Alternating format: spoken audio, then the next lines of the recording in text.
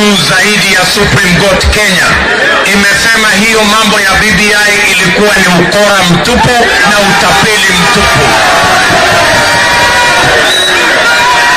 Hawa majamaa walitumia pesa za serikali, wakatumia uwezo wa serikali, wakasukuma wakitumia njia ya kimabavu kujaribu kuhujumu katiba ya Kenya, na walijaribu kusema ya kwamba Lamu haifai kuwa na pesa zozote, lakini kwa sababu kuna Mungu mbinguni, njama yao na ukora wao na utapeli wao leo umefika kikomo.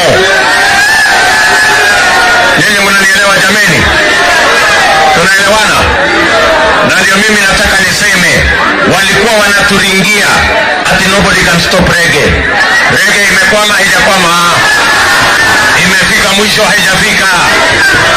And we want to tell our friends, the handshake brothers and the BBI fraud they visited on the people of Kenya, now that it is confirmed by the Supreme Court that the BBI and all the shenanigans around it were matters that were unconstitutional, illegal, null and void.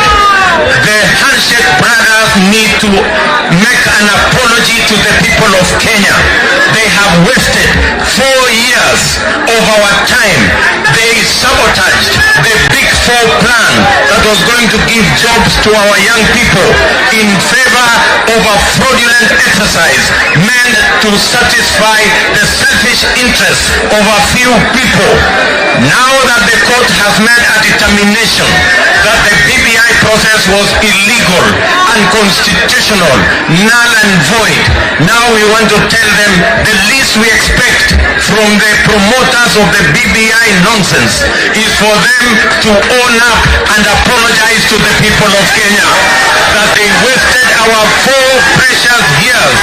They sabotaged the Big Four plan and they have spent billions of public resources on a process, on a project that is illegal, unconstitutional. They need to apologize to the people of Kenya. Watu wa Lamu tunakubaliana? Si hawa watu waombe msamaha? Wametupotezea miaka 4 wakitusukumia mambo ya ukora ya BBI. Ati pesa za Lamu zipunguzwe, ati mambo ya Kenya ati waongeze mamlaka ya rais, ati waongeze vyeo ya viongozi.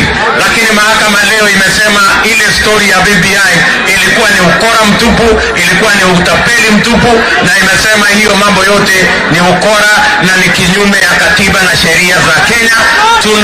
Tunawataka wale walikuwa wanatusukumia hii mambo sasa waombe msamaha kwa watu wa Kenya kwa kutupotezea miaka 4 na kwa kutumia mabilioni ya pesa ya umma kwa mradi ambao ulikuwa ni kinyume ya sheria na katiba ya Kenya, mradi ambao ulikuwa unahujumu yale mambo ambayo katiba ya Kenya imewapatia wa Kenya as rights ambazo ziko katika katiba letu. Tunaelewana jameni?